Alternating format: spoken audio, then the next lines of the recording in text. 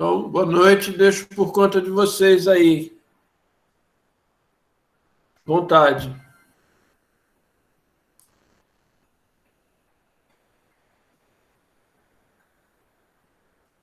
Chama o assistente lá, Dionísio, que está sem áudio aí. Agora foi. Você desligou de novo. Pronto, agora vai. Aí, Eu garoto. vou começar apresentando aqui o nosso slide. Show. Vamos embora.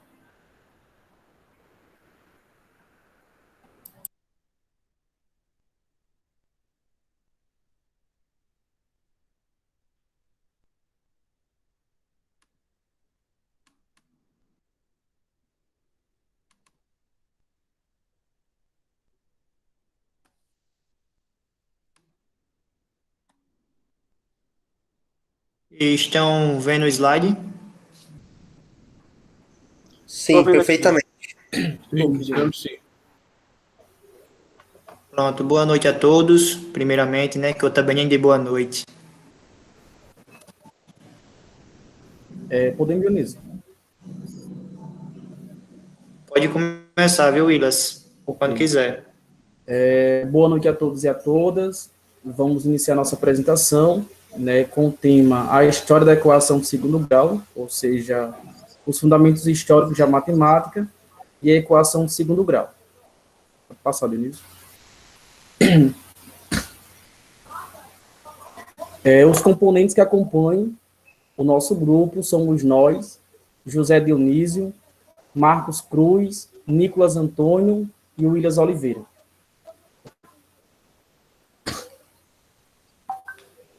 Então, a princípio, por que este tema?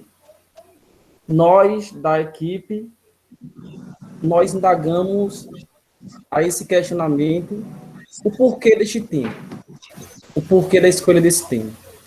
Então, diante do cenário educacional pelo qual estamos inseridos, é de suma importância ressaltar o contexto histórico da matemática na grade curricular, a fim de que o professor possa fomentar os alunos na resolução de problemas, a história da matemática, com o objetivo de despertar a curiosidade nos mesmos e o engajamento nas aulas.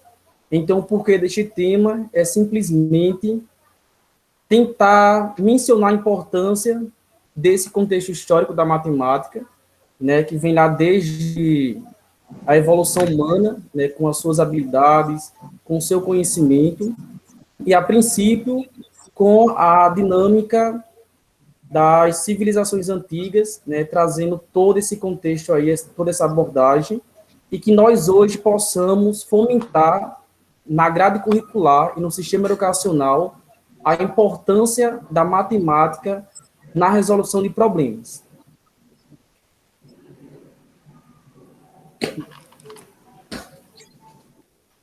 Conceituando os livros e artigos trabalhados.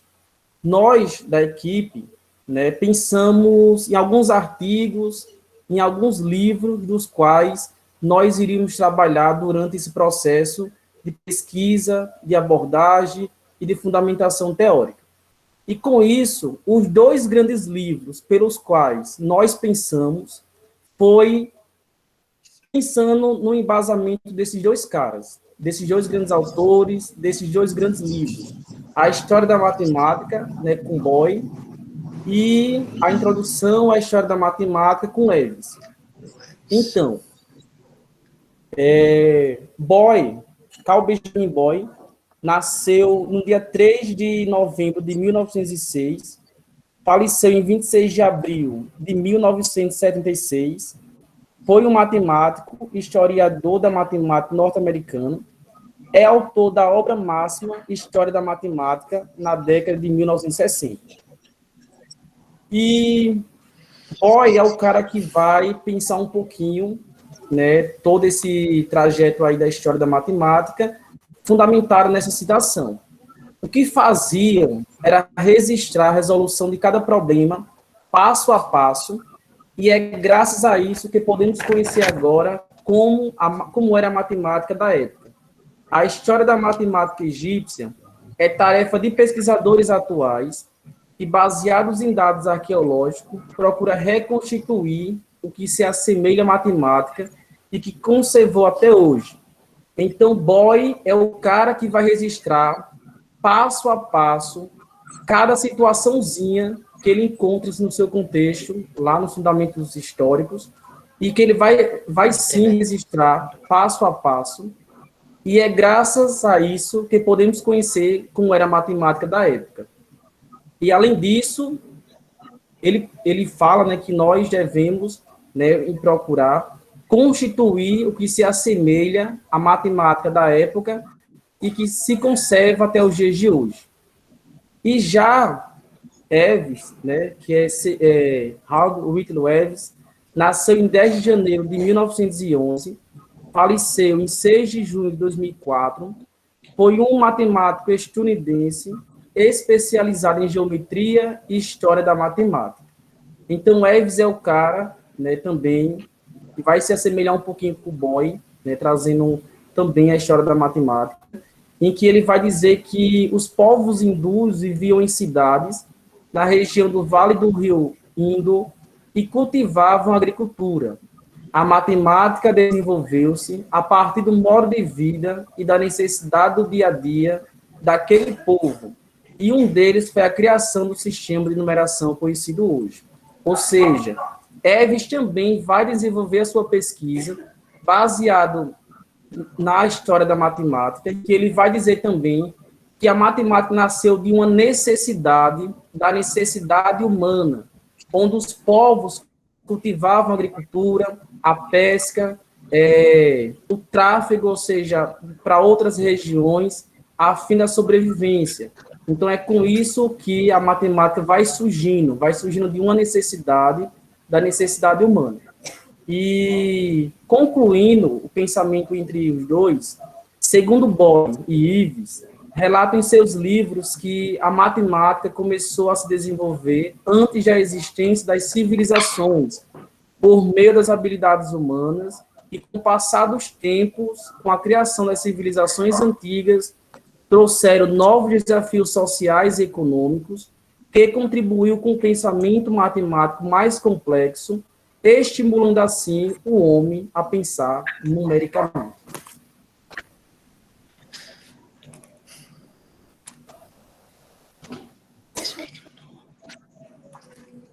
Boa noite a todos.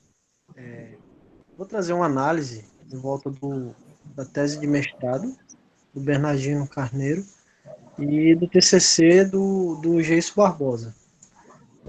Vou iniciar falando primeiramente com o Geiso. O trabalho dele em cima da história da matemática para trazer um conceito didático nos livros, no qual ele aborda muito os métodos usados, pois a equação do segundo grau ela não é só uma forma em si, como é ensinado para os alunos. E ele traz esse contexto através de uma ordem cronológica, no qual se inicia com os egípcios e os mesopotâmicos, no qual eles usavam para sua agricultura e construção civil. E vai se estendendo até a Europa Ocidental. No seu trabalho de conclusão de curso, o Jason ele traz os métodos que eram usados. Por exemplo, o método da falsa posição, que foi desenvolvido pelos egípcios, mas especificamente usado na agricultura deles.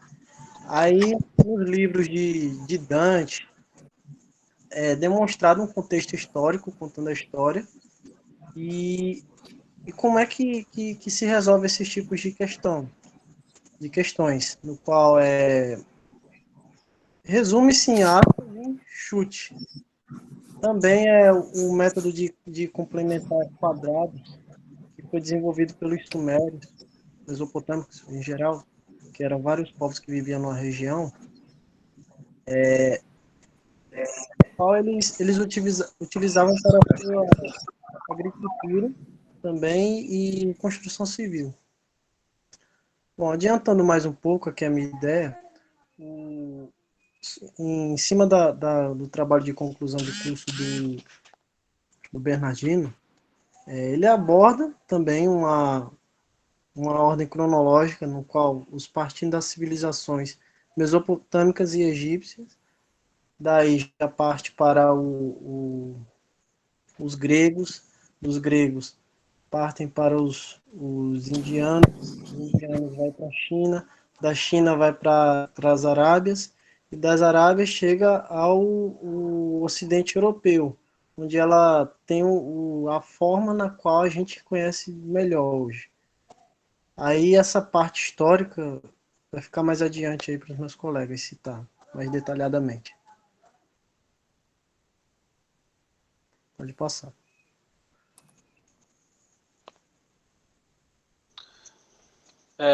Bom, pessoal, boa noite, né? Boa noite a todos. Me chamo Marcos e vou aí apresentar a proposta de aula, né?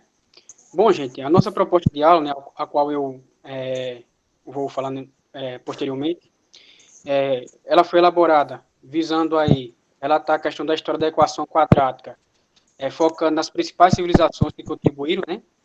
E também relatando qual foi o fator principal de desenvolvimento das equações, e os métodos desenvolvidos e as principais fontes de registro. Pode passar.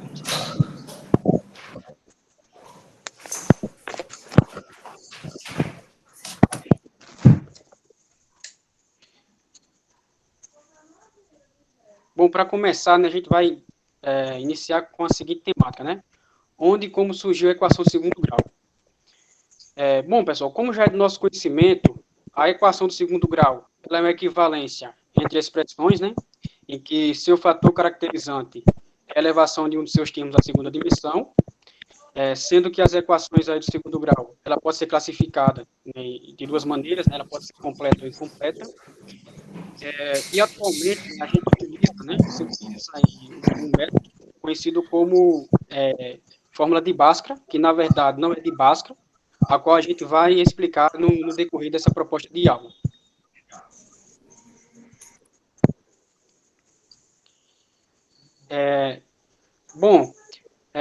Os registros das equações de segundo grau, né, os registros mais antigos, eles datam de 4.000 anos, aproximadamente, antes de Cristo, lá nas civilizações mesopotâmicas, né, com os povos que viviam entre o rio Tigre e o rio Eufrates, destacando-se aí a civilização babilônica, a qual desenvolveu equações de segundo grau por contextos cotidianos, como, por exemplo, a agricultura, né, e a questão de construçõões também. Eles desenvolveram um método conhecido como método geométrico de completar quadrados. Então, só um minuto, Marcos. Só um minuto. Nicolas, fecha seu microfone, Nicolas. Então, eles desenvolveram um método conhecido como método geométrico de completar Espera um quadrados. pouquinho. Pode continuar. Pode continuar? Então, eles desenvolveram esse método, né, o método geométrico de completar quadrados, e as principais fontes de registro das equações de segundo grau e da questão de métodos, né, dos babilônicos, são a questão das tábuas de argila, né? Eles cunhavam os contextos matemáticos na argila fresca e colocavam para pré-cozir e aquilo ficava registrado. Posteriormente, aí a questão da civilização babilônica. A gente tem a civilização egípcia, que assim como a civilização babilônica, né, eles desenvolveram a questão da equação de segundo grau por conta de contextos cotidianos, também como a agricultura, né, a construção, como a questão das pirâmides, e daí sucessivamente. E o método desenvolvido por eles foi um método conhecido como o método da falsa posição, a qual esse método consiste no seguinte: se eu tenho uma equação, para me encontrar o valor da variável, eu ia pegar um valor arbitrário, um valor qualquer, ia empregar nessa equação e no intuito de verificar se os dois lados da igualdade, né, realmente se eram equivalentes. Se não fosse, eu ia escolhendo valores arbitrários até dar certo. A principal fonte de registro dos egípcios foi a questão dos papiros, né, como o papiro de Hind, ou também conhecido como o papiro de Rames, e outro papiro importante foi o papiro de Corrente.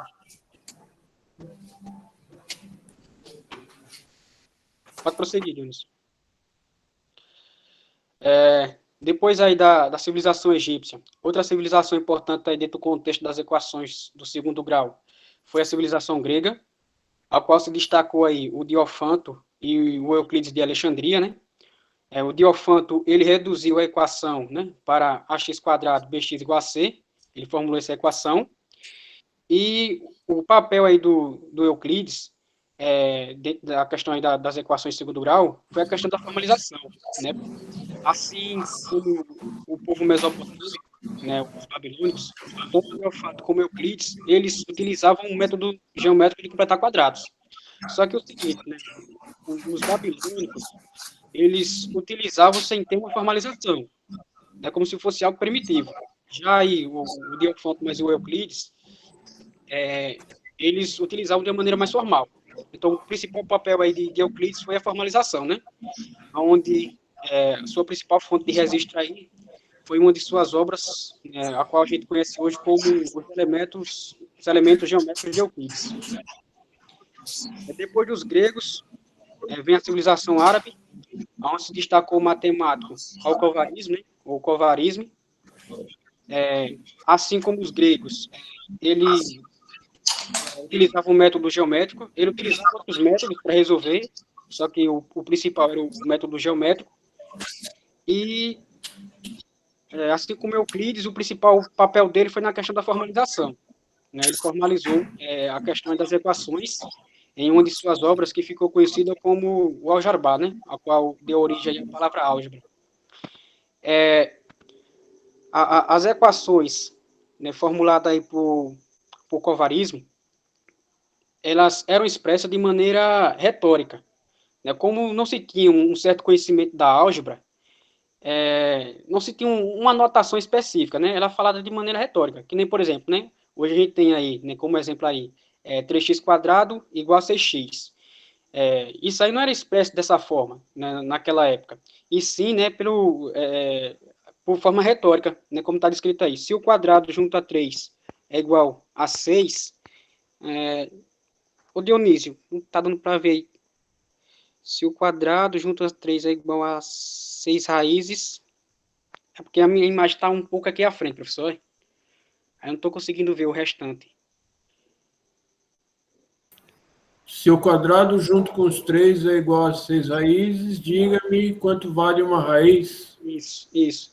Era expresso dessa maneira, né? Ele não tinha uma notação algébrica, não sentia esse conhecimento ainda. Então, as equações eram formuladas de forma retórica. Outras civilizações que se destacaram também foi a civilização indiana e também a civilização europeia, a qual nosso amigo Dionísio vai prosseguir aí, relatando um pouco.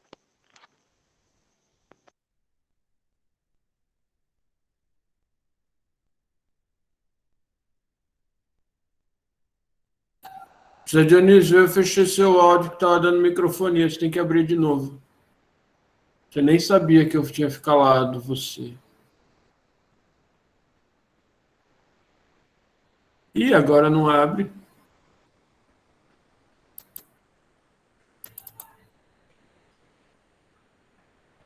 Espera aí.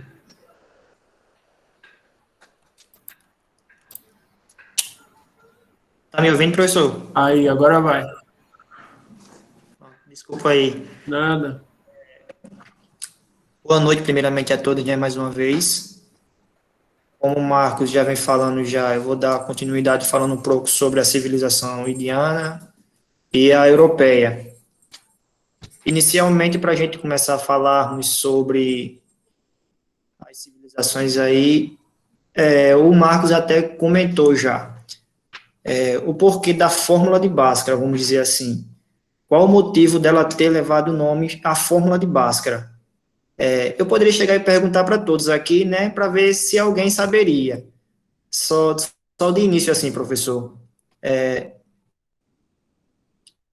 Se eu chegasse e perguntasse aqui para alguém sabe o motivo do nome, a fórmula quadrática, essa fórmula quadrática, como ela é conhecida, tem o nome de fórmula de Bhaskara?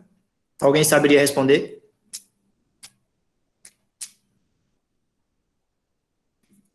Ninguém?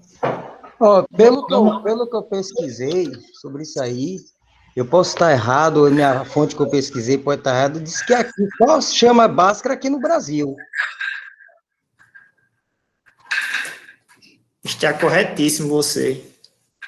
Só se chama a fórmula de Bhaskara aqui no Brasil devido a um livro que ele foi, como dizer assim, ao livro que ele escreveu, que se chama O Lilavati, como está escrito aí no slide. Mas isso aí vamos prosseguir agora. Foi só uma pergunta aí para ver se alguém já tinha conhecimento sobre essa questão. Vou falar um pouco sobre o primeiro aqui, né, logo dos indianos, é o Brahmagupta. Toda vez eu soletro um pouco errado esse nome. Brahmagupta foi o que conceituou o zero na equação. Exatamente, ele pegou resultados positivos e negativos também na redução de uma variável e conseguiu conceituar a questão do zero nela. Logo em seguida, nós temos o Siridhara. Siridhara, quem foi Siridhara? Siridhara foi o que deu origem à fórmula convencional, que atualmente a gente conhece como fórmula de Bhaskara. Siridhara foi quem conseguiu implementar a fórmula, só que Bhaskara foi lá, pegou as ideias dele e conceituou em seu livro, o Lilavati. Está logo aí embaixo, como vocês podem ver. Esse livro, quando veio aqui para o Brasil, aí professores, historiadores, quando começaram a pesquisar sobre esse livro, deram o nome da fórmula só por causa disso, porque viram lá todos os conceitos que o Siridhara tinha escrevido sobre a fórmula, e ele colocou em seu livro, o Lilavati. Logo em seguida, como nosso amigo já falou também, ficou conhecido aqui no Brasil só como a fórmula de Bhaskara. Mas na Índia, ela só é conhecida como a equação de grau 2 ou a equação quadrática. Simplesmente isso. Isso aí foi só um equívoco vamos dizer assim, do passar do tempo, né, que todo mundo foi só pesquisando, aí colocaram o nome da fórmula mesmo, devido ao livro do Bhaskara, como eu posso falar. Vou falar um pouco agora sobre os europeus. Vou falar primeiro sobre Albert Girard.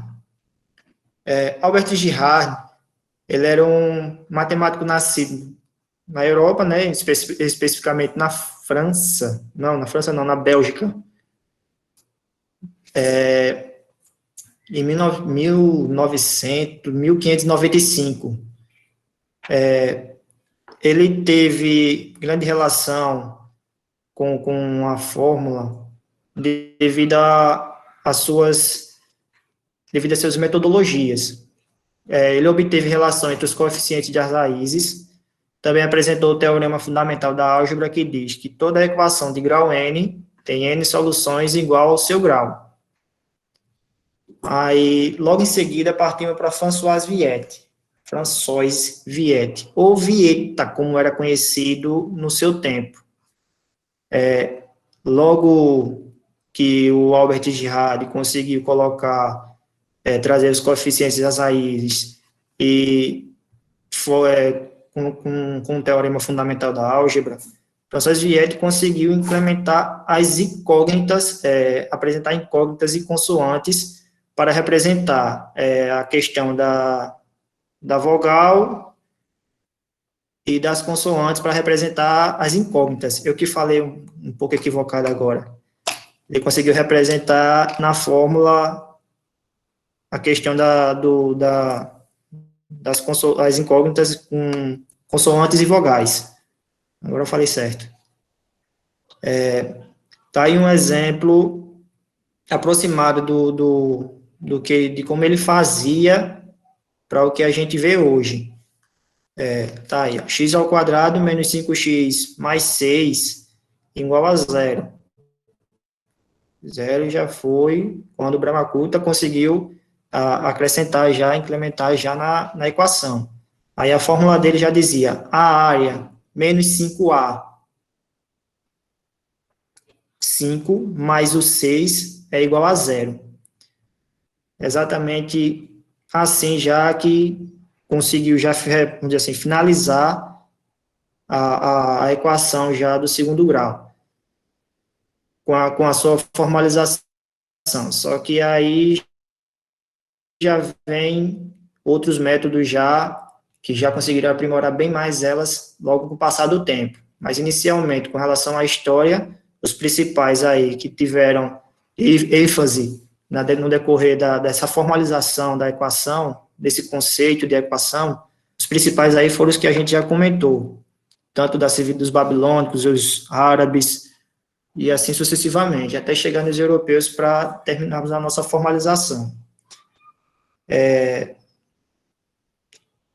Agora a gente vai trabalhar um pouco a nossa metodologia, tudo bem? Alguma dúvida até aqui? Alguma pergunta?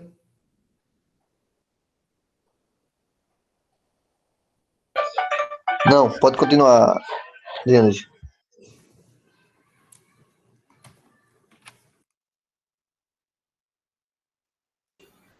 Vou deixar para falar no final, tá?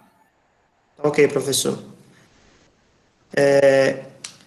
Só para revisar mais um pouco, vou passar um videozinho aqui e a gente teve como base já também para implementar mais um pouco e abrir a mente aí mais, né?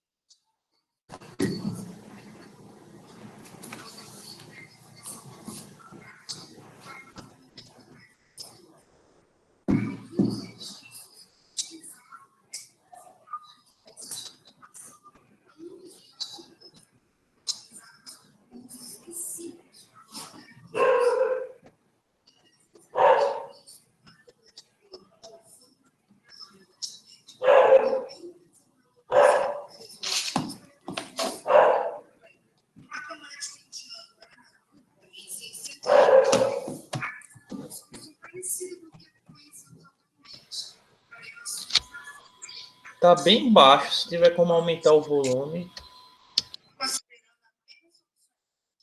Melhorou, Everton? Um pouco, um pouco. Pior que já está topado aqui.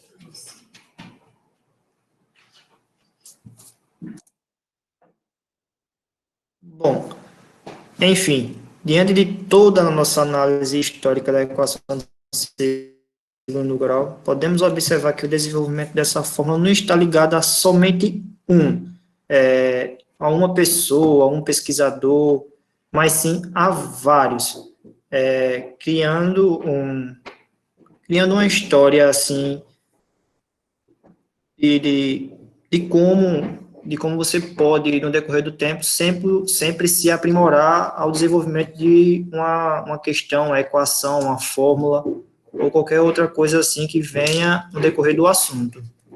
Tá ok?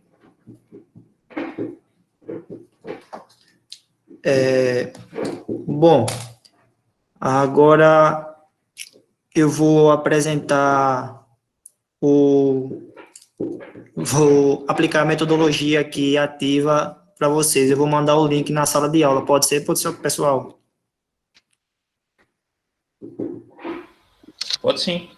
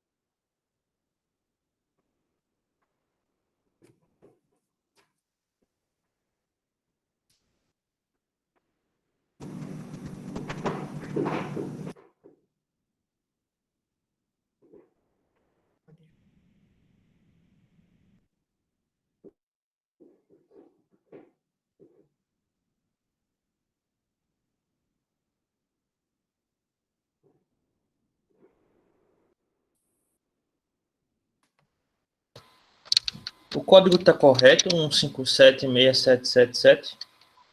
Não, Everton, eu vou mandar. Tá ok? Ah, ok, entendi. Aqui dali é só modelo ilustrativo.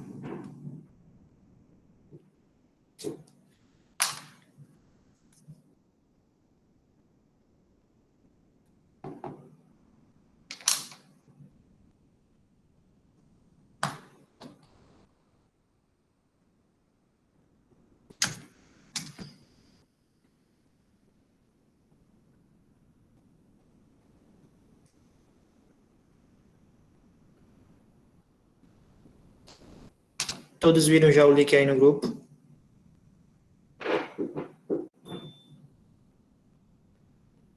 Quem quiser entrar aí, o PIN é 324421.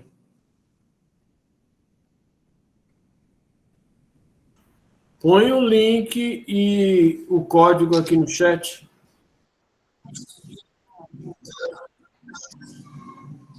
Ok.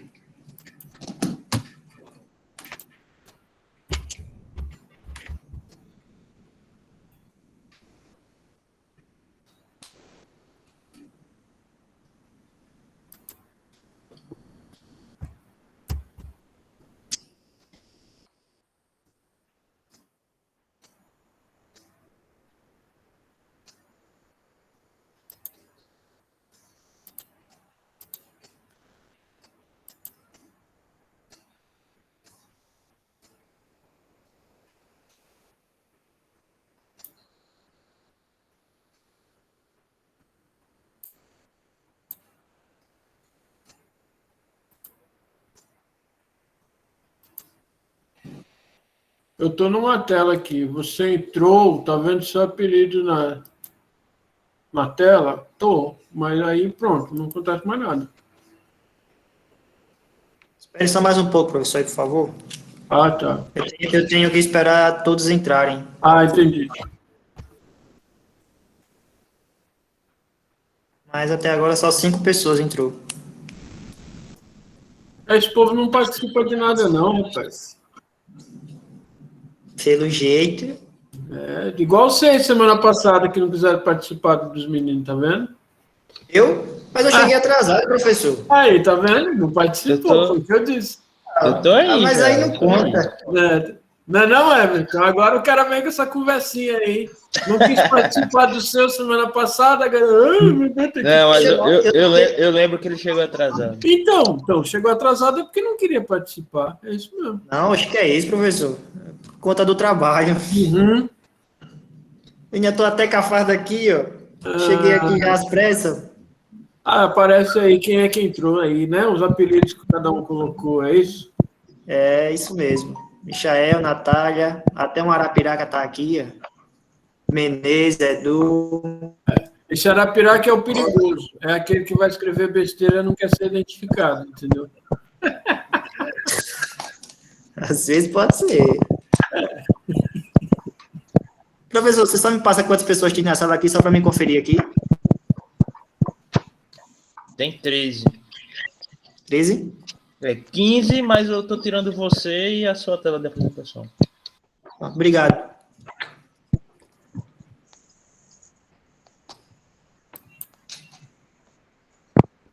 Falta 2 pessoas, mas eu posso iniciar então? Ou Pode. aguardo as outras 2? Pronto, então eu vou iniciar. Só explicando, né? Algumas pessoas já sabem já, e outras eu acho que não. Peraí. Kahoot, Espera um pouquinho só. Nicolas, fecha o microfone, Nicolas.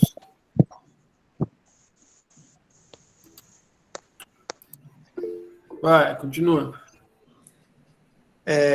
algumas pessoas conhecem o Kahoot e outras não. O Kahoot, o questionário, ele tem seu tempo limite. O tempo limite para responder cada questão são de 30 segundos. Se eu não estiver enganado, 2 questões vai ter um tempo limite de 20 segundos.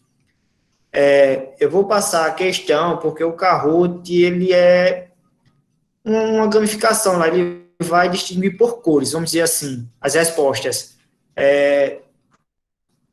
Eu vou passar a pergunta ligeiro, qualquer coisa, eu aumento o tempo. Era para me ter aumentado, mas não dá mais para falar a verdade, me desculpe. Eu vou passar a pergunta para vocês e vou passar as respostas. Respectivamente, vocês já vão colocar a cor já da resposta que vocês forem escolher, tá ok? Alguma dúvida? Bora lá.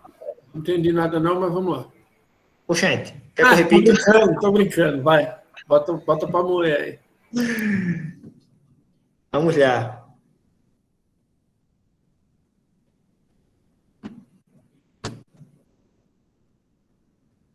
Primeira questão. Qual a primeira civilização a demonstrar a equação do segundo grau?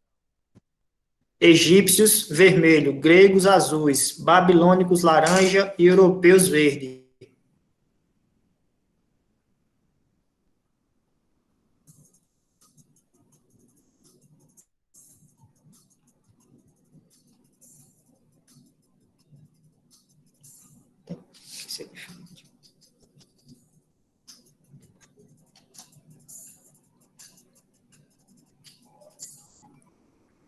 Dez pessoas responderam. Vamos lá. Só 7 pessoas acertaram. Mas no final aí mas a gente faz uma análise breve sobre isso. Mas se quiser já saber a gente sabe também quantas pessoas erraram, quantas acertaram e que questão e que alternativa cada um escolheu já. Uma pessoa escolheu o vermelho, 2 o azul, 7 a correta, né, que é o laranja. E ninguém marcou o verde. Mas das 11, era 12 que tinha, só 10 marcaram. Vamos para a próxima?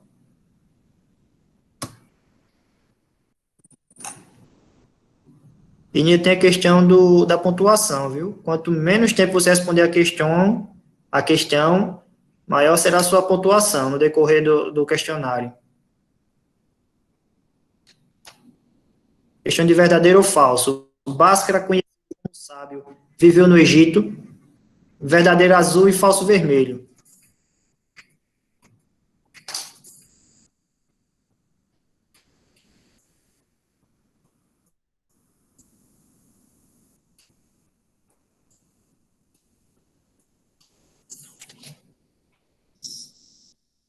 Nossa! Ainda teve 3 pessoas ainda que... Deixa seus comentários para lá. Não tem nada, não. É melhor. Mas é engraçado. Vamos lá. Vamos para a próxima. Nosso amigo Edu aí está em primeiro colocado aí, fazendo uma galerinha boa de pontos aí. Verdadeiro ou falso? Descartes, trabalhos científicos de Viette relativos à equação do segundo grau. Não entendi a pergunta. Desenvolver o trabalho. Descartes. Deixa eu pular essa. Essa daqui ficou complicada. Era para ser desenvolveu. Tem que ter o nome desenvolveu aqui. Desculpa, professor. Vamos lá. Deixa eu avançar aqui. Qual desses matemáticos classificou como equação do segundo simples ou combinadas? Vermelho, Khwarizmi, Diophante azul, Euclides laranja e nenhuma das alternativas verde.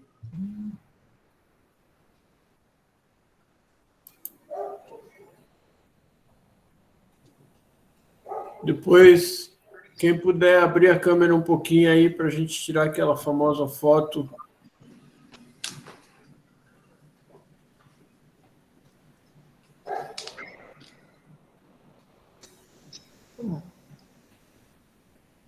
Três pessoas acertaram e mais 6 erraram. Vamos pular para a próxima aí. Oi. O Edu foi ultrapassado aí. Agora o Niquinho aí está em primeiro colocado.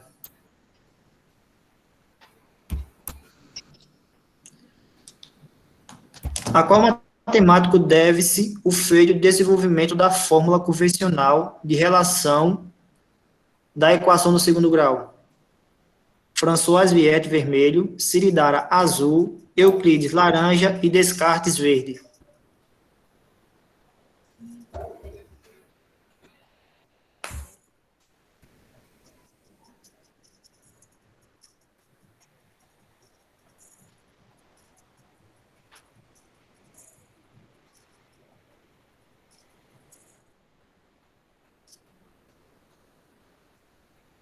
Olha.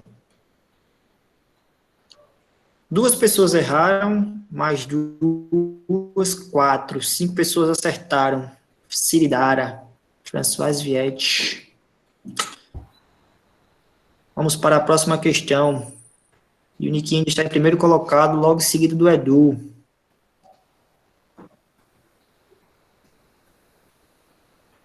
Qual o principal fator histórico que contribuiu com o desenvolvimento da fórmula da equação do segundo grau? Vermelho, surgimento do zero. Azul, descoberta dos números inteiros. Laranja, os números decimais.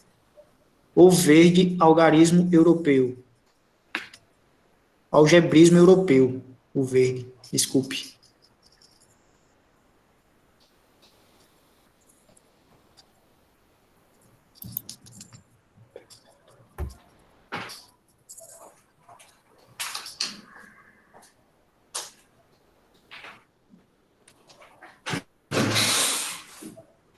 Quatro pessoas, 7 pessoas erraram e 2 acertaram. Vamos continuar. Niquinho ainda está em primeiro, seguido do Edu, e o Menezes está chegando. Vamos lá, verdadeiro ou falso? O europeu Euclides teve grandes ponderações acerca da equação do segundo grau.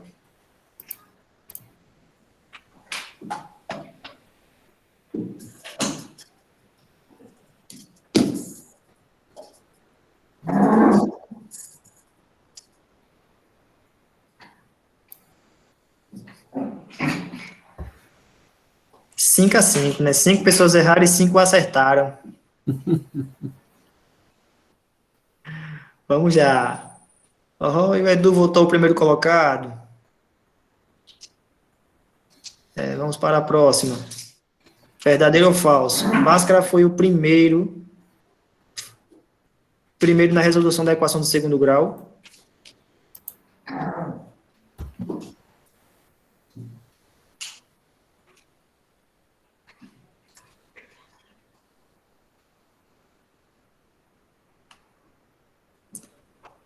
Uma pessoa marcou verdadeiro e 9 falso. Quem marcou falso acertou, né? Vamos para a próxima questão. E o Edu ainda continua em primeiro. Complete a frase. Conceituou o zero na equação do segundo grau. Gupta, vermelho, Girardi, azul, Euclides, laranja e Bhaskara, verde.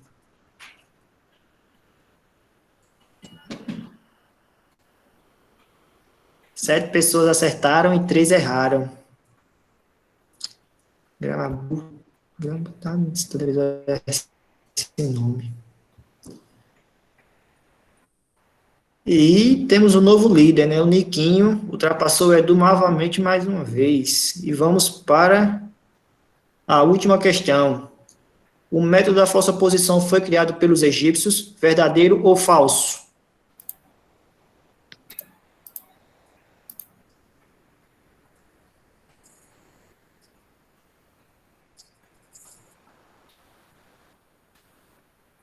Três pessoas acertaram.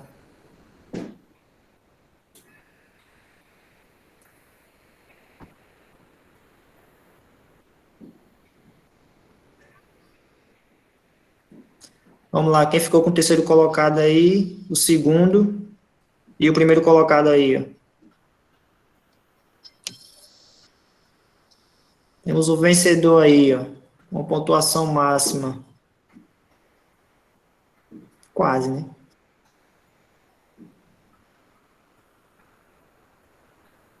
Bom, professor, explicando um pouco dessa questão aqui, o Kahoot, ele é bom para você aplicar questionário, ele tem a parte, se quiser também, só que é uma parte paga, para apresentar slides,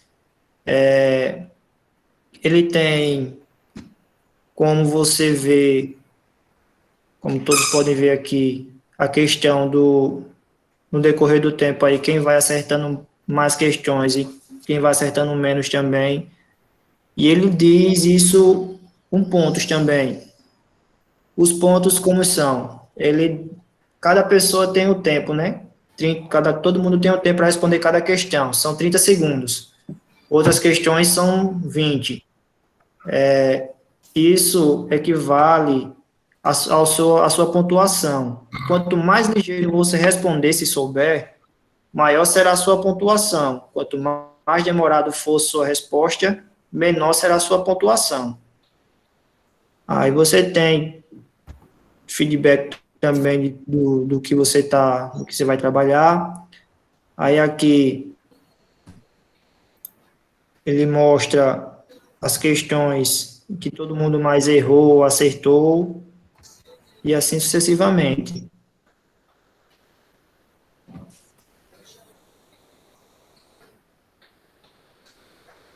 É muito parecido com o Socrative, né?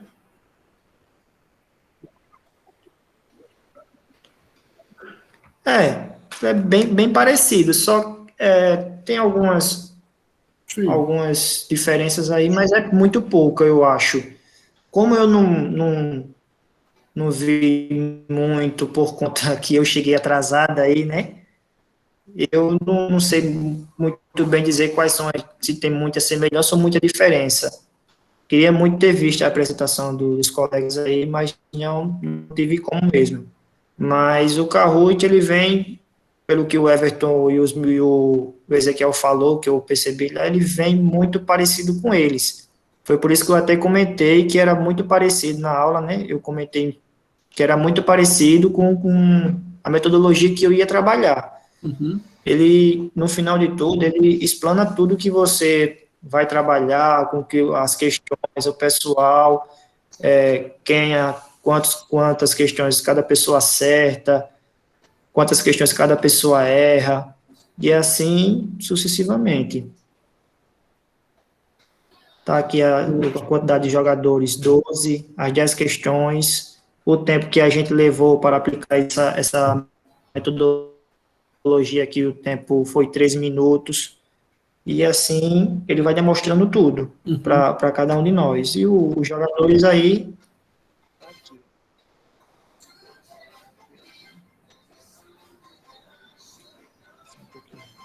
Certo.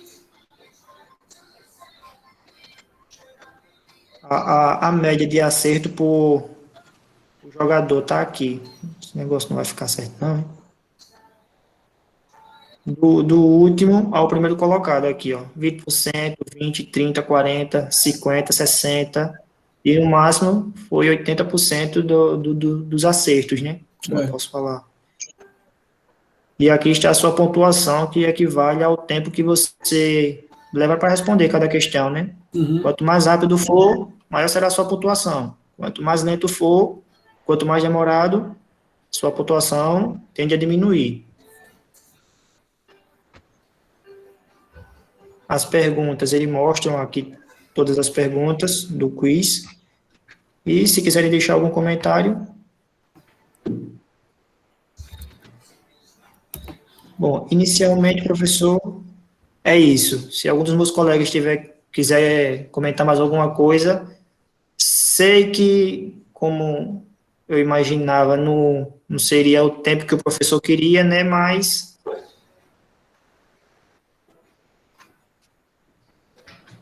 se algum dos colegas que quiser acrescentar alguma coisa, ou algo do grupo, no caso, fique à vontade. Se não, se alguém tiver algum comentário, alguma coisa para fazer do resto da turma, fique à vontade também.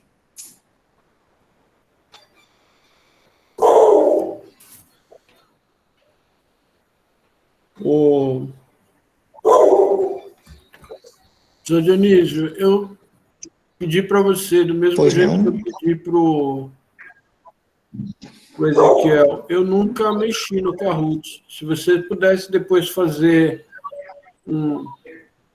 Você chegou a ver o que ele fez lá? O videozinho que ele fez ou não? Professor, não estou lembrado não, mas eu acho que não. Eu peguei só a parte... Não, ele mandou no grupo. Eu acho que não. Ele mandou no grupo depois. Se você pudesse fazer... Você pode usar o próprio Google Meet. Fazer tipo um tutorialzinho de como é que começa, de como é que abre a conta, e como é que cria. Só umas 2 questões só, entendeu? Porque eu não mexia e eu gostaria de ter isso para poder ver depois. Pode deixar, professor. Isso aí, logo quando eu puder, eu já coloco lá no grupo. Pode ser? Pronto, ótimo. Depois você coloca também a apresentação de slides, tá? No grupo, coloco sim. Muito bem. Alguém quer perguntar? Alguém ia falar aí?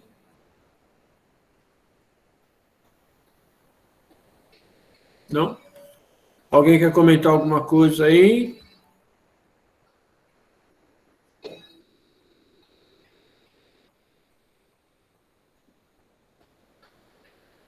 Bom, que a galera... Posso fechar aqui, professor? Pode sim.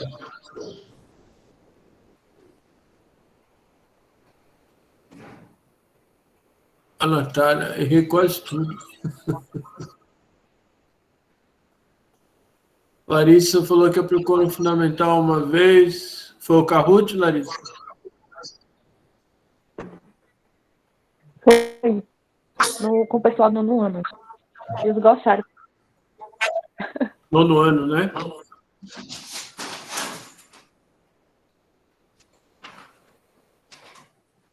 Tá bom. Normalmente a galera gosta mesmo de games, né? Eu vou deixar como sugestão para vocês.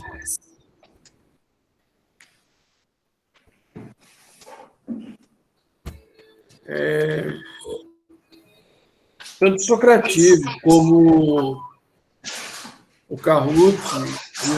O Kahoot eu acho que até mais um pouco.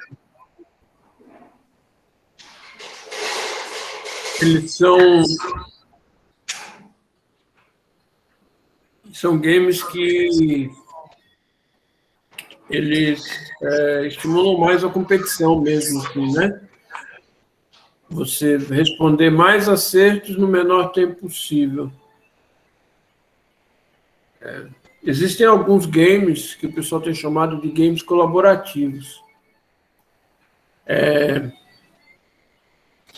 como se a gente fosse fazer um texto só falando sobre história da matemática ou sobre a disciplina, por exemplo, e a gente abrisse um arquivo no Google Meet, no Word, e eu abro esse arquivo de tal maneira que todo mundo pode editar esse arquivo. Então, cada um daqui poderia ir lá e colaborar um pouco com a produção do texto, tá? Muita gente na área de humanas fazendo esses textos, que são chamados de textos colaborativos. Eu não conheço, eu sei que tem, que são os games, que são games colaborativos também.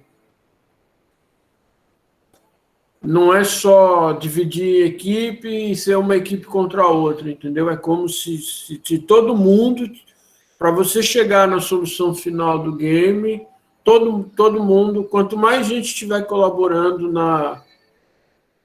para resolver isso, melhor. Então, fica como sugestão aí. Eu lembrei de um texto que eu li há muito tempo atrás, eu não achei mais. Vocês que são melhor de internet do que eu, se conseguirem achar, acho que é do Rodney Bassanese, é o mesmo que escreve isso. Não é do Rodney, o Rodney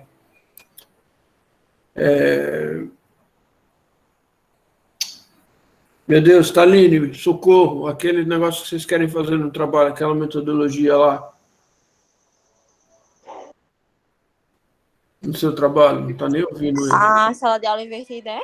Não, da matemática lá. Tem a história, tem resolução de problemas, vocês querem falar sobre outro negócio lá que eu esqueci o nome.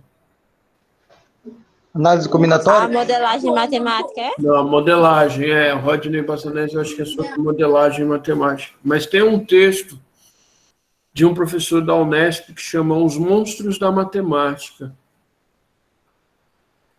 E ele traz alguns mitos dentro da matemática, e um dos mitos que ele combate é exatamente esse, que algumas metodologias como o Kahoot e o Socrative, elas estimulam, que é uma coisa que é do meio do sistema que a gente vive, que é essa coisa da competição. E ele fala, num dos temas que ele aborda nesse texto, ele diz, um dos mitos, um dos monstros da matemática é dizer que quem é bom de matemática é rápido e acerta sempre. Ele fala que isso é um... Ele fala de um outro... Eu não sei se vocês já ouviram falar que durante muito tempo a matemática foi chamada de rainha da ciência. Já ouviram essa expressão? Não? Eu já. Porque a matemática é tida como perfeita. Isso vocês já ouviram. Também. Né? Eu falo isso quando eu falo isso pra galera de humanos e de biologia, endoidam. Aí é bom para provocar mesmo. Mas quando a gente pega, e aí ele fala que quando você pega a construção histórica da própria matemática, você vê, por exemplo, que mitos como o inventor do cálculo lá, puta merda. Lenis, Blimbenz, sei lá como é o nome do cara lá. Não, o inventor do cálculo diferencial integral, pô. Newton? E o outro? Leibniz. Olha, eu não sei se vocês já perceberam, mas quando eu falo que eu estou fazendo de conta que eu estou esquecendo alguns nomes, é para ver se vocês se manifestam, viu? Isso é uma estratégia também, tá? Então, lá É perigoso, professor, porque eu lembro... Eu reproduzi uma estratégia do senhor, então, que o senhor, lembro nas aulas de geometria, botava a questão no quadro e falava, sei não fazer isso aqui, e agora? Aí eu fiz a mesma coisa na escola e falaram, se o senhor que é professor não sabe, imagine a gente. Então é perigoso, tem que saber como usar. Tem, já imaginei. Pois é. Aí você tem que ter o jogo de cintura para virar para o cara e falar, então, me ajuda, e depois você mostra para ele que você sabe, entendeu? Mas é perigoso algumas coisas assim com a garotada. Mas eu acho muito legal, Everton, porque isso é o tipo de coisa que aproxima você mais do seu aluno, tá?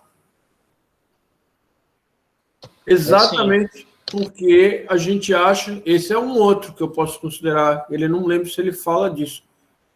mas que professor de matemática tem que saber tudo, né? E quando você fala que não sabe, você está se aproximando mais do seu aluno. Agora vai ter aquele que vai pegar no pé mesmo. Mas o Leibniz, por exemplo, ele erra a fórmula do produto da derivada. Ele fala que a derivada de U vezes V é a derivada do primeiro vezes a derivada do segundo. Então, a matemática ela é uma ciência que ela se constrói com o passar do tempo dentro da sua própria história, né? Quem falava muito isso era o professor Biratã D'Ambrosio. Então, eu deixo para vocês, porque, de novo, eu só fico assim, eu acho que a gente tem que ter muito cuidado, porque metodologia ativa, games, jogos, sala de aula invertida, essas coisas não são nenhuma mágica, tá, pessoal? Essas coisas, se elas forem bem utilizadas, elas podem ajudar as aulas a serem mais interessantes, tá bom? Então, do mesmo jeito que tem as coisas boas, tem as coisas ruins nessas metodologias. Outra coisa que eu acho que é assim, por exemplo, umas vezes já perguntaram, né? Tá, mas nós estamos falando do Kahoot, do Socrative, porque, estou falando desses dois, foram os dois utilizados até agora, porque a gente está aqui na internet e tal, mas e na rede pública? Que os alunos não têm acesso. Não tem problema, você pode fazer o game, o jogo, botando as questões na lousa. Não pode? Você pode pegar uma cartolina, você pode pegar folha, vira a folha, está aqui, essa é a pergunta. E o cara só responde no caderno lá. Então dá para fazer, tá bom? Dá para fazer, não faz quem não quer, tá? Bom, vocês falaram do Boyer e do Ives, são dois clássicos, são dois livros densos, o Everton e o grupo dele já tinha falado, falei o Everton porque foi ele que comentou mais, até que trouxe o livro em PDF do Ives, né? E eu acho que o Boyer é o grande clássico que tem história da matemática. É denso, é pesado, ele fala muito sobre a contextualização histórica, eu acho muito legal o que ele faz, ele sempre fala sobre o que está acontecendo no momento, etc. Essas dissertações, Nicolas, que você falou, a dissertação do Bernardino e o TCC lá do Jair, se você tem o ano? O ano? Foram publicados? Tenho não, professor, mas posso olhar. Tá, depois você dá uma olhadinha, só de curiosidade, tá? Ok.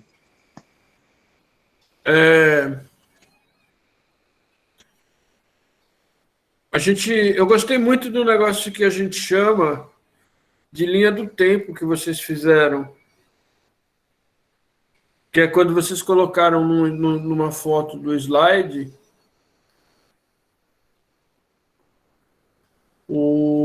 pode disponibilizar lá, ou na sala virtual, Windows. Vocês colocaram no slide lá, babilônios, egípcios, depois a outra civilização e uma linha assim, né? Uma linha. Pronto, a gente chama de linha do tempo.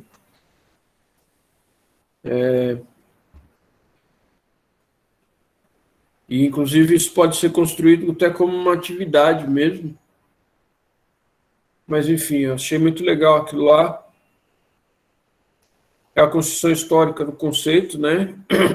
Que é uma outra abordagem que a gente poderia dar para a disciplina de História da Matemática, tá?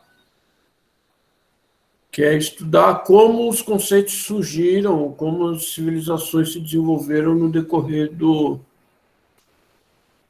tempo, tá bom?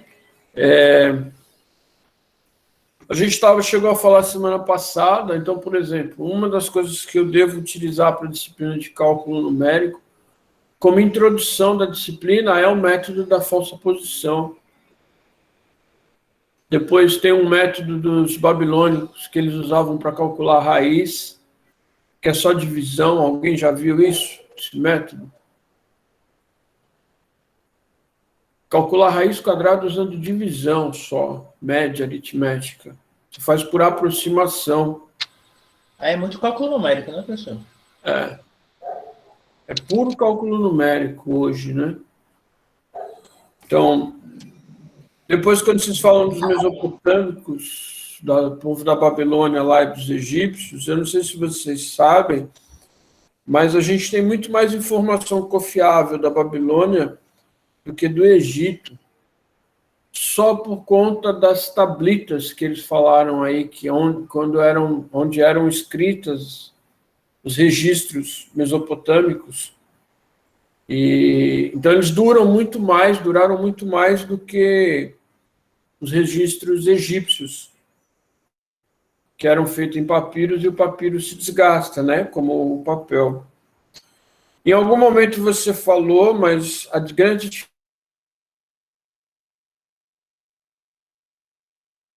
questão da formalização, né? Então, no livro Os Elementos lá de Euclides, você tem todo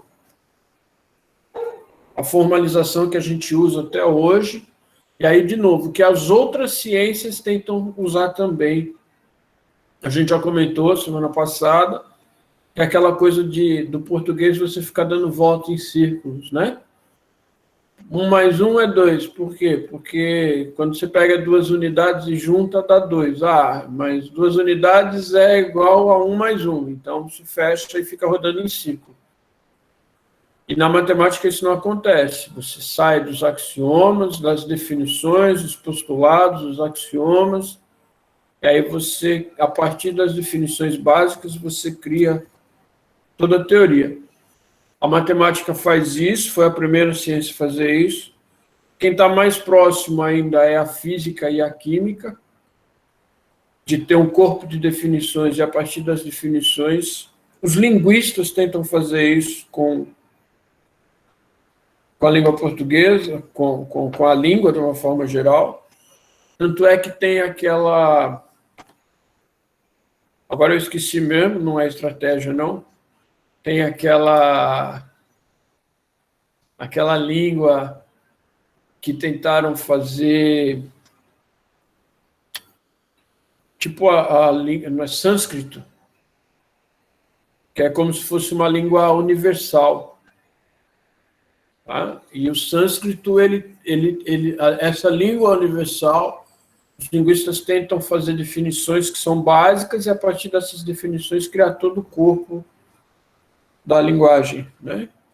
E não já existe essa linguagem, não, professor? Existe. Não seria a matemática, não? A matemática, ela faz isso. Então, mas é isso que eu estou dizendo. O que eles tentaram fazer com a língua portuguesa não, com a língua, é criar uma que se assemelha a esse modelo, entendeu? E o idioma ser igual a, digamos assim, igual à matemática, não é isso? A estrutura da matemática. Entendi. Entendeu? É como se... Porque qual que é a estrutura lógica da matemática? É a estrutura que está no livro Os Elementos de Euclides. Vocês não precisam ler os elementos de Euclides. Aliás, não dá para ler os elementos de Euclides. Mesmo assim, se você quiser ter uma ideia, tem várias traduções que são interessantes aí. Simples. A melhor tradução que eu conheço é do professor Irineu Bicudo, que é um professor da Unesp de Rio Claro. Ele pegou a obra do grego clássico e traduziu para o português. Mas quando Euclides definia ponto, Euclides definia assim, algo que não tem dimensão. Quando Euclides vai definir reta, ele escreve lá, é algo que tem uma única dimensão. Plano, algo que tem 2 dimensões. Tá? E o espaço é algo que tem 3 dimensões. Aí, quando ele vai definir reta, ele fala assim, é uma linha que não tem começo e não tem fim. Então, o jeito que está escrito lá nos elementos de Euclides é muito distante do que a gente tem agora. Mas os elementos de Euclides, eles seguem assim, ó. Você tem definição. Eu defino os entes primordiais. Aliás, não é nem definição, desculpa. Não é definição primeiro, não. Primeiro que tem são os entes, vamos dizer assim, intuitivos, que não tem definição. Você não define ponto. Não existe definição para ponto. Lembra que eu comentei com vocês do grupo Bourbaki, na França, que quer pegar uma teoria que sirva para toda a matemática? E aí eles usam a teoria de conjuntos. E aí eu pergunto para você, qual é a definição de conjunto? Vocês já viram uma definição de conjunto? Eu digo assim, qual é a definição de equação? Sentença, matemática, aberta, com uma igualdade. Isso é uma definição. Tá? Ponto. O conjunto não seria um agrupamento de elementos? Aí é uma ideia que você está fazendo. Uhum. É um agrupamento de elementos, é um amontoado de coisas, entendeu? O conjunto em si é um ente primitivo, que a gente chama, intuitivo. Todo mundo tem a ideia do que é um conjunto. Se falar em qualquer lugar de conjunto, a pessoa vai pensar num conjunto de alguma coisa. Se ela for uma costureira, ela vai pensar num conjunto de linhas, de panos. Todo mundo tem a ideia intuitiva de conjunto. Mas não existe uma definição, eu não conheço, pelo menos, uma definição formal para conjunto. Tá? Então, isso é a geometria de Euclides. Primeiro você tem os entes intuitivos, depois você tem as definições. Então, para a geometria de Euclides, tudo começa com o ponto. O que é ponto? Não tem definição. Ponto é um negócio que a gente pega a caneta e faz assim. Mas não tem uma definição, então ele é um ente intuitivo. Aí eu posso definir uma reta, um conjunto de infinitos, uma linha, é um conjunto de infinitos pontos. Então tudo vai ser construído a partir desse ente inicial, tá? Euclides, ele faz uma diferença, hoje a gente não faz mais, entre axioma e postulado. Eu não lembro exatamente qual que é a diferença que ele coloca dos dois, mas axioma e postulado são duas palavras que têm a mesma origem em idiomas diferentes. Axioma é grego e postulado é no latim. Eu postulo algo, eu digo para você alguma coisa, se eu estou postulando, eu digo, acredite nisso. Tá? São os postulados da igreja, por exemplo. Né? E axioma é grego, que também quer dizer acredite que. Professor, o Google aqui, eu não sei se está certo, mas ele fala o seguinte, o axioma é possível ser demonstrado, postulado... Não, o axioma não pode ser demonstrado e o postulado sim. É possível observar, portanto, que enquanto o axioma é mais genérico e não foi exemplificado, o postulado é um pouco mais específico e se refere a uma área específica da matemática. Certo. É uma questão da filosofia da matemática mesmo. Eu não sei. Talvez ele esteja colocando aí como axioma sendo algo mais geral, porque ele fala que postulado é da matemática, né? Mais ou menos isso aí. Mas, enfim, eu sei que a origem das duas palavras é a mesma. Postular e axioma é acredite que. Tá? Então, se é uma coisa que você vai acreditar, não tem demonstração. Por exemplo, se eu pego duas retas e jogo uma transversal nessas duas retas, os ângulos colaterais serão iguais. Ou, pego duas retas, serão iguais não. Se os ângulos colaterais forem iguais, então essas retas não se cruzam. Que é o postulado das paralelas de Euclides, tá? Que ele tem várias formatações, mas, enfim, são os axiomas, e depois vem o TEL, que demonstre, é o 4, que é o teorema. Tá? Então, demonstre que. E para fazer as demonstrações, a gente precisa de tudo que tem antes. Dos axiomas, dos postulados, das definições e dos entes intuitivos. Essa é a estrutura da geometria grega, de Euclides, que é a que a gente usa até hoje e que é a que as outras ciências tentam utilizar também. Quando você pega o Lilavati Vijayanita, que é o livro que eles se referiram, que, segundo a lenda, o Bhaskara escreve esse livro, Lilavati é o nome da filha dele, Vijayanita é maravilhosa, então, alguma coisa assim. É um livro que ele dedica à filha maravilhosa dele. Aí pode ser que as anedotas sejam interessantes para contar. Por exemplo, reza a lenda que ela queria se casar, mas que o Bhaskara consulta os sábios e diz que ela tinha um dia e a hora exata que ela tinha que se casar para ser feliz. E aí ela perde esse dia e essa hora exata do casamento. E aí, para consolar a filha, o Bhaskara escreve um livro que se chama Lilavati, que é o nome da filha dele, Vijayanita, maravilhosa filha. Mas se você pegar os problemas do Lilavati Vijayanita, e mesmo das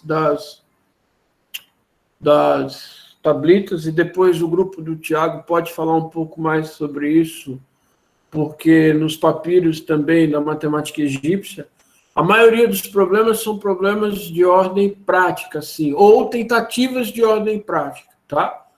Então eu tenho lá, que nem o Tiago... não vou falar, não.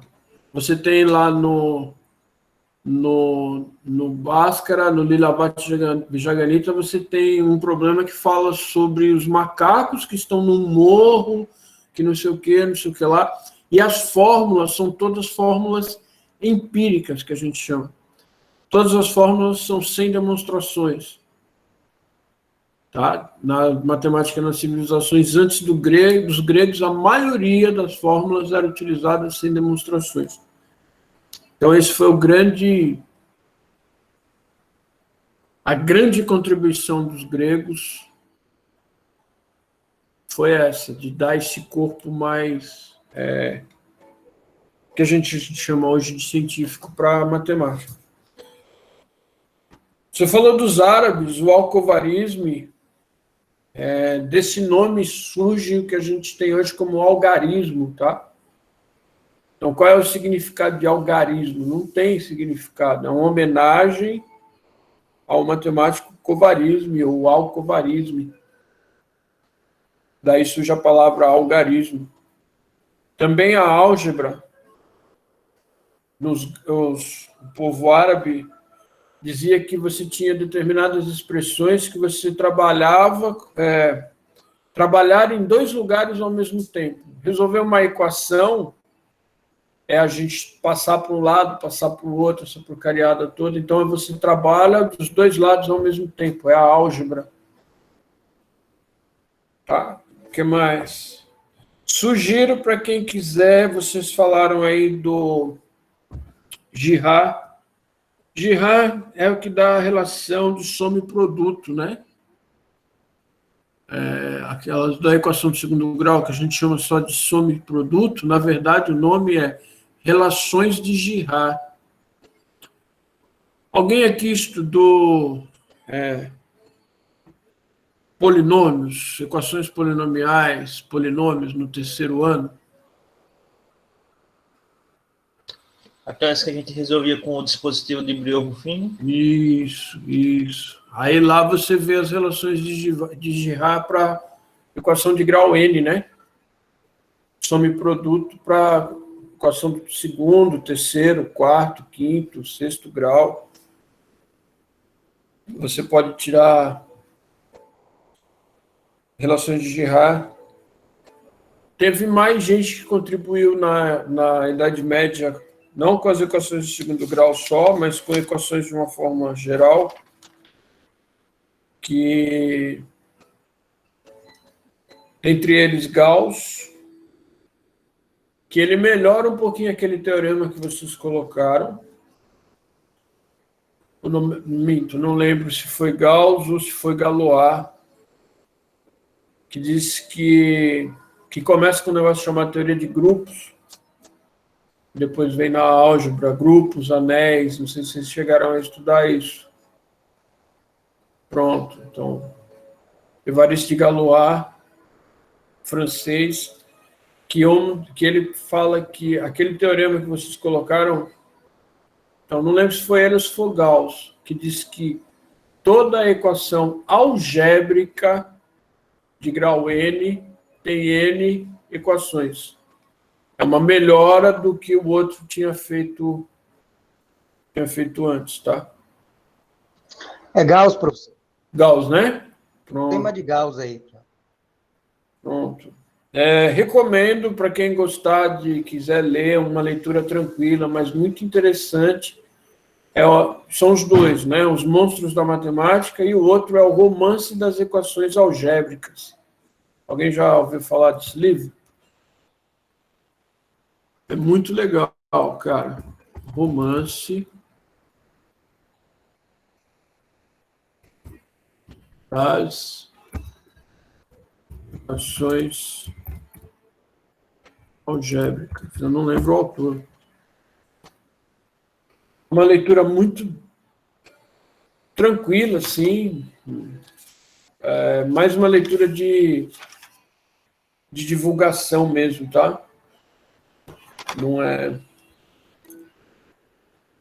Pronto. Outra coisa muito legal, cara, que eu achei aí que vocês trouxeram, na álgebra de Viette, ele é chamada de álgebra sincopada, porque é essa mistura que Viette propõe de letras e texto e números, né? E ele é um dos primeiros a colocar isso, e aí já começa você a preparar o campo para geometria analítica de Descartes, Fermat e Descartes, que é o grande lance aí da geometria analítica, que é representar, que é uma ideia assim, muito maluca, que é você representar curvas utilizando letras. Quando eu coloco y é igual a x ao quadrado, eu não preciso falar, na sua cabeça já vem a figura da parábola. Então, a gente representa uma... Sim, e isso começa com Apolônio, com os gregos. Apolônio, ele pega um cone, e do cone ele faz cortes no cone. Por exemplo, imagina que aqui seja o cone, tá? Aí eu corto assim, na longitudinal, vamos dizer, paralelo à base. Quando você pegar esse corte e olhar o corte que você tem a circunferência. A circunferência é uma cônica. Se você tem o cone e fizer uma fatiada dele assim na paralela, e você olhar na lateral do que você fez, você vai ver a parábola. Se você cortar na diagonal, você tem a elipse. É que, infelizmente, a gente não ensina isso mais nem no ensino superior, né? Mas no ensino médio dá para você fazer com uma lanterna. Você põe o foco da lanterna direto na parede, ele vai te desenhar uma bola. Então é o círculo, a circunferência. Se você inclina um pouquinho a lanterna, ela deforma e ela vai desenhar a luz, vai virar uma elipse. Então, a gente precisava fazer isso, pelo menos para o aluno conhecer o que é uma elipse, porque muitos de vocês chegam no ensino superior sem nem ter ouvido falar em elipse, né? E a elipse é lá das cônicas, junto com a parábola. Enfim. Tá bom. Eu só fiquei com uma dúvida, e aí eu queria que o pessoal do grupo me explicasse uma coisa. Eu achei legal, gostei. Eu só não entendi. Sim, quando vocês forem apresentar um vídeo, eu passei muito por isso, cara. Eu descobri, demorei muito para descobrir. Aquele vídeo vocês tiraram do YouTube? Sim. Pronto. Então, deixa eu mostrar para você aqui, ó. Deixa eu compartilhar aqui a tela inteira mesmo. Se algum dia vocês forem apresentar, mas aí não dá para fazer o que eu queria. Eu tenho que parar a apresentação. Deixa eu desligar. Deixa eu parar. Quando você vem aqui em apresentação, aparece a tela inteira, uma janela e no final, embaixo, uma guia. Se você abrir o vídeo no YouTube e colocar para apresentar com uma guia, sai perfeito. Eu não sabia disso, eu só aprendi isso esse semestre. Entendeu? Então, Dionísio, aí o que a gente faria? Você trouxe para ficar mais fácil, mas aí a gente pegaria só o link, bota lá para reproduzir no YouTube e faz a apresentação através desse uma guia. A ideia foi trazer já tudo junto no decorrer já mesmo. Mas aí, desse modo como o senhor está falando também, né? Poderia ser. Só porque aí sai o som, sai a imagem, sai tudo, entendeu? Eu demorei uns 5 semestres para aprender um negócio simples desse, mas ninguém nunca tinha me falado. Bom, aí a minha dúvida é o seguinte, ó. Tá. Legal, vocês montaram tudo. Eu só fiquei numa dúvida assim. Então, vamos lá, vou ensinar a equação do segundo grau para os alunos do primeiro ano do ensino médio, lá da escola tal. Como é que vocês, a partir da onde, dessa apresentação que vocês trouxeram, a partir da onde que vocês começariam com a apresentação para os alunos? É a partir daquela linha do tempo, a partir da onde? Na apresentação de slides, ou como é que é? Primeiramente, da linha do tempo. Demonstrar para os alunos como decorrência da linha do tempo lá, por onde a equação de segundo grau iria passar, por quais civilizações ela passaram, né, para ter sua evolução nos dias de hoje. Tá, entendi. É isso que eu queria só confirmar mesmo. Se for uma coisa bem explorada, também é muito legal, tá? A linha do tempo, assim, ela proporciona uma coisa que a gente não usa muito, que é a questão da interdisciplinaridade mesmo. Então, é fazer como o Boyer faz. O Ives eu não lembro, mas o Ives eu acho que ele faz também. No começo de cada capítulo, ele dá uma panorâmica geral em relação à geopolítica.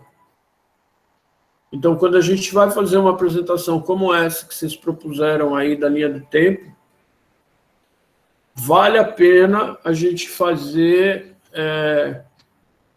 comentários de como era a civilização, quais eram os costumes, quais as diferenças básicas entre uma e outra, e se preparar, viu, Everton, para ouvir assim, professor, mas você não vai dar aula de matemática? Que é a melhor parte. Mas você não vai dar aula de matemática?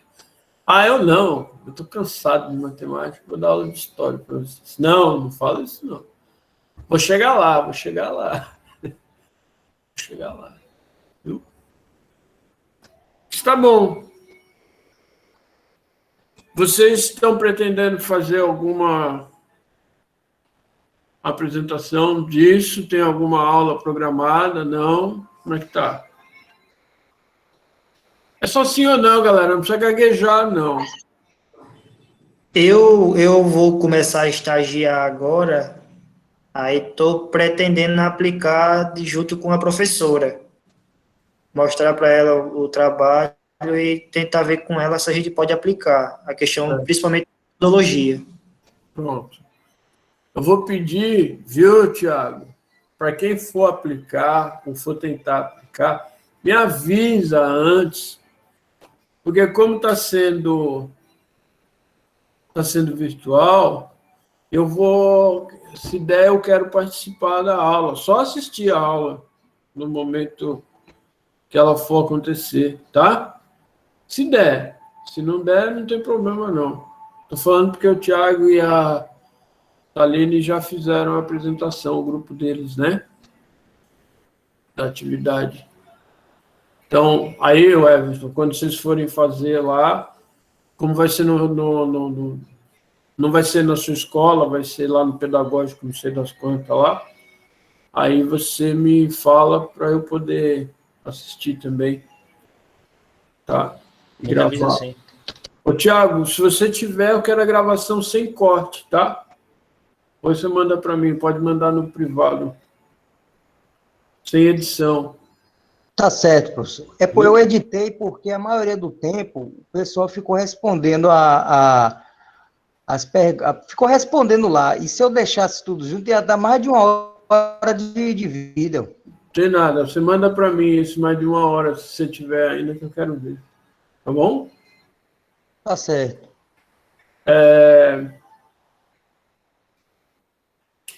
Tá bom. Pessoal do grupo, Nicolas, Marcos, Zé Dionísio, Willas,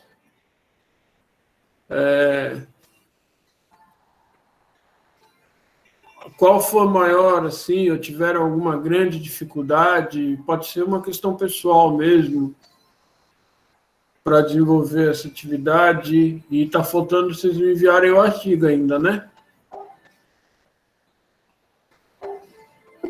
O arquivo não foi enviado, não, professor? Pode falar, Willis. Oi, professor, enviam para o senhor... Você enviou pelo e-mail, né? Foi, tá certo. Até que você me pediu o e-mail, tá. Posso responder a pergunta do senhor, professor? Por favor. Então, professor, o nosso questionamento, desde o dia que o senhor determinou as pessoas, foi justamente de quando a gente ia partir, como a gente ia partir. Isso deu uma dor de cabeça imensa, como a gente ia partir para fazer tudo isso. Então, o nosso pensamento primeiro seria pensar em pessoas para tentar formular aí essas questões aí para a gente tentar chegar até o artigo, chegar ao plano de aula e na escolha da metodologia. Mas, sinceramente, acho que até ontem nós estávamos com dor de cabeça nesse trabalho. Mas eu agradeço muito, professor. Agradeço muito porque eu conheci o Kahoot. Está com uma semana por meio do Dionísio, onde ele mostrou, né, a gente se reunir 2 vezes, 3 vezes por semana para cada um dizer sua opinião, o andar da carruagem, e eu agradeço muito, né, então, gratidão ao senhor, né, não é por saco não, é dizer que tudo isso é só implementação para o nosso meio, né, para o nosso meio profissional. Então, muito obrigado, né, dor de cabeça, mas muito esforço, mas a gente chega lá. O que mais? Foi bem interessante aí, né, essa questão dessa montagem de trabalho. Inicialmente, a metodologia, não estava pensando no Kahoot, né, mas depois aí, vendo algumas coisas aí, preferi mudar para ela por já ter trabalhado com ela, por eu conhecer. Uhum. Seria, vamos dizer assim, um pouco mais fácil. Uhum. Eu estava vendo outras também metodologias, o Conquer também é muito parecido, tanto com o Kahoot como com o que o Everton apresentou, que eu esqueci o nome agora. Socrative. O Socrative, ele é bem parecido mesmo, ele é um quiz também, você pode apresentar o slide já junto com ele e logo em seguida já aplicar as questões, só que era muito trabalhoso ele, eu não consegui trabalhar nesse curto período de tempo, mas ainda olhei ele e tudo mais, mas só não consegui trabalhar com ele. Foi por isso a ideia de usar o Kahoot por eu já conhecer. Como o senhor observou também a questão como o pessoal do grupo estava falando aqui, o infográfico, a questão da linha do tempo do, do, das civilizações, né? Ali foi uma ideia base ali, como a gente estava trabalhando já tinha escolhido já o artigo e o livro, aí a gente viu que tinha uma cronologia entre as civilizações, aí eu resolvi, junto com o pessoal, colocar já numa cronologia já para a gente já no decorrer das apresentações e aplicando cada uma delas como está lá no infográfico. A gente seguiu a sequência de maneira que a gente viu lá. Certo. Foi bem legal, assim, foi bem dificultoso, né, como não inserir essas coisas no slide, mas aprender a cronologia, os fatos e tudo mais, mas a gente vai devagarzinho e vai dando certo.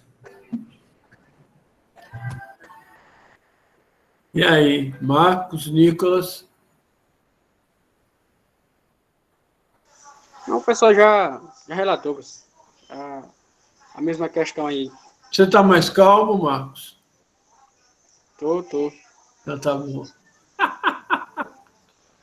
Nicolas, quer colocar alguma coisa, Nicolas?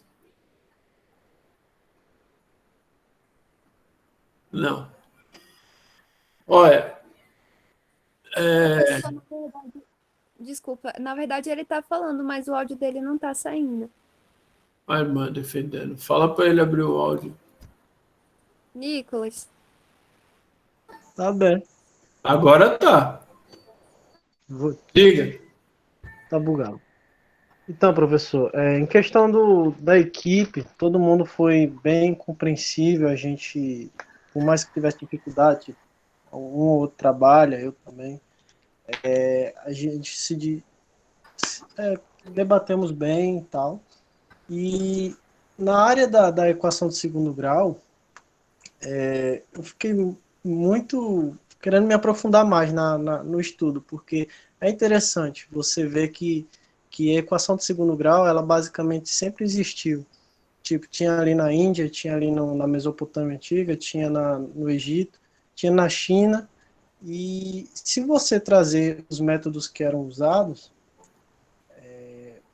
você pode ajudar o aluno a abrir a mente. Sim. Tipo, eu tava olhando aquele método Fanfa da China. Não conheço. Aí eu queria me aprofundar mais, aí, tipo, já abriu minha mente para me aprofundar nessa área aí. Muito interessante. Legal. Isso aí dá um tema de um TCC. É uma boa ideia. Eu penso assim que também a parte de uma análise combinatória, bem interessante para se aprofundar. A questão aí, como é que era vista no mundo todo, a partir do mundo antigo. Uhum. Então você espera para ver até o grupo do Tatalini, que vai falar sobre análise combinatória. Pessoal, assim, dos outros, nós outros que estamos aqui, até agora, essas duas apresentações, vocês acharam que acrescentou, que não, que deu uma luz no seu próprio trabalho, que não? Como é que está isso aí?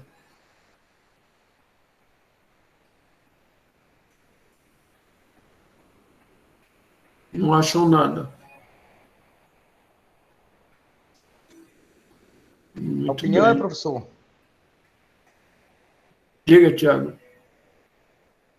Eu achei os trabalhos, na verdade eu não comentei, porque é aquela coisa, né? Um dá a iniciativa e outro. Eu quero comentar, não só desse, como do de Everton, que foi um trabalho, eu acho que foi foi excelente, viu? Viu, Everton? Seu trabalho, realmente, você está de parabéns, o pessoal de hoje também está de parabéns. E a explicação do Dionísio, que ele falou que foi muito interessante o senhor perguntar, também em relação da onde, depois do contexto histórico, vai partir da onde para poder você aplicar os conceitos formais através da história, né? Que isso é importante, porque a aplicação da história da matemática não é simplesmente você dizer onde surgiu, mas sim você entrar em um contexto para que o aluno ele entenda já direto na aplicação da linguagem formal da matemática, né? E aí eles realmente fizeram isso e estão de parabéns aí, viu? Gostei das duas apresentações, muito bom. Legal. O que mais?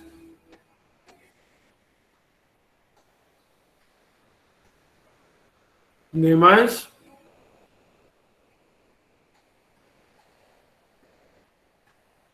Tá bom. Meninos, ficou muito legal. Gostei muito.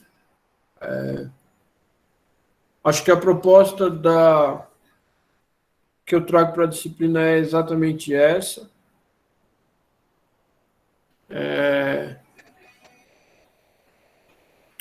Se não der trabalho para fazer, vocês não vão aprender nada, né? Então, fico feliz em saber que deu trabalho, deu dor de cabeça.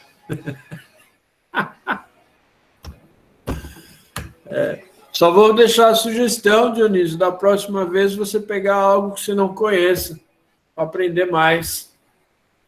Mas foi legal, gostei muito. Só não esqueça de fazer, na hora que você arrumar um tempo aí, fazer um videozinho para mim, tá? De como que eu acesso o Kahoot. Então é isso aí, crianças.